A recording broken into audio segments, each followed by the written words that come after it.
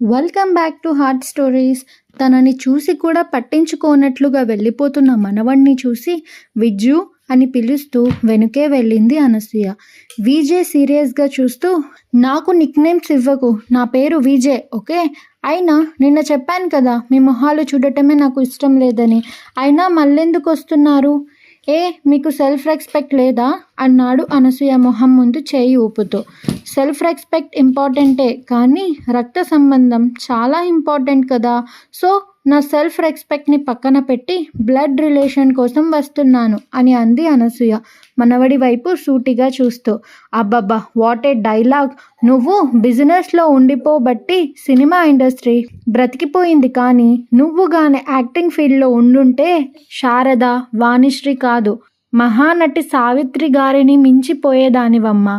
It's okay, నేను నీ టాలెంట్ని గుర్తిస్తున్నాను, కానీ ఇంకా నన్ను వదిలేస్తే నేను క్లాస్కి పోతాను. ఇక్కడే ఉండి నీ యాక్టింగ్ క్లిప్ ఇంకొకటి చూస్తే నేను కోమాలోకి పోయేలా ఉన్నాను అన్నాడు విజయ్ చాలా వెటకారంగా, కనుబొమ్మలు పెదవులు తిప్పుతూ. అది చూసిన అనసూయకు ఏం చేయాలో అర్థం కావడం లేదు. ఒకటి పీకుదామంటే చెయ్యి రావడం లేదు, ఏమన్నా 4 తిడదామంటే నోరు పెగలడం లేదు. నిజంగా ఏదో మత్తు జల్లినట్టే ఉంది. లైఫ్లో ఎవరి ముందు తను ఇంత హోప్లెస్గా నిలబడిన సందర్భమే లేదు. తను మొండిది, మామూలు మొండిది కాదు. చిన్నప్పటి నుంచి తనకేం కావాలో దాన్ని మొండిగా సాధించుకుంది. బాలు అకస్మాత్తుగా వదిలి వెళ్ళిపోతే ఏడుస్తూ కూర్చోకుండా బిజినెస్ని హ్యాండిల్ చేసి మహా ముదుర్లనే వంచేసింది. ఇంటిని, బిజినెస్ని చూసుకుంటూ అన్ని చోట్ల తన ముద్ర వేసింది. కానీ ముందు బుడ్డి వల్ల డిస్టర్బ్ అయ్యింది. మాట వినకుండా తనకే ఎదురు వచ్చింది. అప్పుడు తనని కంట్రోల్ చేయడానికి చాలా కష్టపడాల్సి వచ్చింది. ఆ సిచ్యువేషన్ వేరు.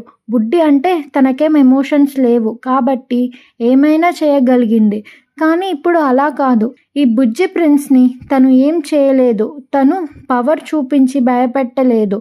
ఎత్తులు పై ఎత్తులు వేసి తనని కంట్రోల్ చేయలేదు. తను చేసేవి, అనేవి అన్నీ భరించడం తప్ప వేరే ఆప్షనే లేదు. దేవుడా, ఎందుకు నన్ను ఇలాంటి సిచ్యువేషన్లో వేశావు అని అనుకుంటూ, చూడు విజ్జు అని అంటూ ఉండగానే విజయ్ సీరియస్గా చూడటం చూసి, okay please try to understand. నేనేం నీ శత్రువుని కాదు బంగారం, నీ నానమ్మను అని అంది అనసూయ. ఓహో ప్లీజ్, నాకు ఉన్న ఒకే ఒక్క రిలేషన్ మా మామ్ ఒక్కటే. తన లైఫ్లో ఎవరైతే ఉంటారో నా లైఫ్లో కూడా వాళ్ళే ఉంటారు. సో లేనిపోని రిలేషన్స్ని కలుపుకొని నాకు దగ్గర కావాలని చూడకు. అనవసరంగా నీ టైం వేస్ట్ చేసుకోకు. నేను అసలే మంచివాడిని కూడా కాదు. I am a bad boy old lady అని అన్నాడు విజయ్ బ్యాడ్ బాయ్స్ లుక్స్ ఇస్తూ. ఎందుకో తెలియదు, విజయ్లో ఈ మొండితనం ఆమెను ఇంకా మెస్మరైజ్ చేస్తూ, ఇంకా ఒక క్షణం కూడా తన మనవడిని వదిలిపెట్టకూడదని తన పట్టుదలని ఇంకా పెంచేయడంతో, ఐ లవ్ బ్యాడ్ బాయ్స్. మీ నాన్న, పెద్దనాన్న చాలా అంటే చాలా గుడ్ బాయ్స్. నాకు ట్రబుల్ ఇచ్చిందే లేదు. అందుకేనేమో నాకు నా పిల్లల్ని చూసుకున్నప్పుడు ఏదో ఇన్కంప్లీట్గా అనిపించేది. అదేంటో ఇప్పుడు అర్థమైంది. నువ్వు ఒకటి కానే కాదు, వాళ్ళు అచ్చుగుద్దినట్లు మీ తాతయ్య అలవాట్లను పుణికిపుచ్చుకున్నారు. కానీ నువ్వు ఎవరివో తెలుసా? ది గ్రేట్ అనసూయ బాలకృష్ణ మనవడివి. పేరుకే కాదు, మొండితనం, ఎదుటి వాళ్ళ మీద కమాండింగ్ అథారిటీ నీ బ్లడ్లో ఉన్నాయని అర్థమైందా? నిన్ను కడుపుతో ఉన్నప్పుడు మీ మమ్మీ నన్నే తలుచుకుంటూ ఉన్నట్లుంది, అందుకే అచ్చు నాలాగే దిగిపోయావు అని అంది అనసూయ మనవడి వైపు చూసి కళ్ళు తిప్పుతూ. ఎస్, అప్పుడప్పుడు కోపంలో మమ్మీ కూడా తనని ఇలాగే తిడుతుంది. అచ్చు నానమ్మ నోట్లో నుంచి ఊడిపడ్డావు, తను లేదని ఆ లోటు పూర్తి చేయడానికి పుట్టావు అని అనేది. అంటే నేను నిజంగానే ఈ ఓల్డ్ లేడీ లాంటి వాడినా? చిచిచి, నేను ఈ ఓల్డ్ లేడీ టైప్స్ అస్సలు కాను కూడా అని మనసులో అనుకొని, చెప్పాను కదా బేబీ, నీ యాక్టింగ్ స్కిల్స్ నా దగ్గర చూపించకని. నువ్వు ఇంతింత భారీ డైలాగ్స్ చెప్పినా నేను నీ మాయలో పడిపోతానని అనుకోకు. వెళ్ళి నీ పెట్ డాగ్స్కి బిస్కెట్లు వేసుకోపో.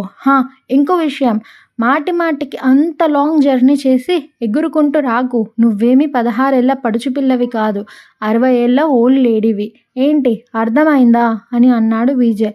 నువ్వు నా వయసు చెప్పి వెక్కిరించినా నాకేం బాధ లేదు.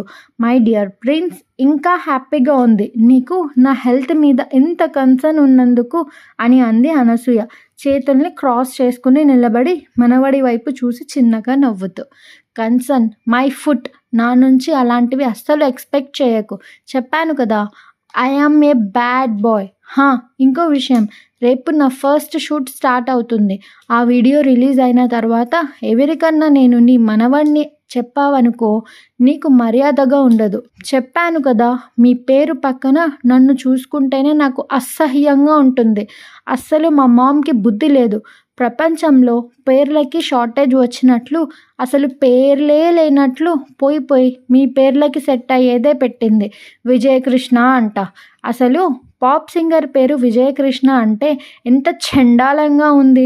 నేను పెద్దయి నా పేరు నేను పెట్టుకునేదాకా ఆగొచ్చు కదా. అప్పుడు నా పేరులో నుంచి జయకృష్ణ ఎత్తి అవతల కొట్టేవాణ్ణి. అయినా నా టైం బ్యాడ్లే. నా పేరు పక్కన మిమ్మల్ని వేసుకొని తిరగాలని ఉంది.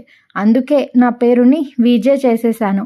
మాటిమాటికి మీ కృష్ణాస్ పేరు వినే గోల తప్పింది అని అన్నాడు విజయ్ చిరాగ్గా చూస్తూ. మీ మమ్మీ నువ్వు అనుకునేంత అమాయకపు పసికూన కాదు. తనకి బాగా తెలుసు కృష్ణాస్ పవర్ ఏంటో. ఆ పవర్ని తను నీ నుంచి ఎందుకు దూరం చేస్తుంది? తను కావాలనే బాగా ఆలోచించి పేరు చూడగానే నువ్వెవరో ప్రపంచానికి తెలిసేలాగా ఏరి కోరి పెట్టింది నీ పేరు Vijayakrishna, son of Jayakrishna, grand son of Balakrishna అని అంది అనసూయ షార్ప్గా చూస్తూ. ఓ హలో, మా మమ్మీకి నాకు మీ సర్ నేమ్స్తో పని లేదు. అయినా తను మీ పేరు ఎందుకు పెట్టిందో నాకు బాగా తెలుసు. ఆ రీజన్ చెప్పిన ఒప్పుకోవడానికి నీ డెడ్ హార్ట్ ఒప్పుకోదులే.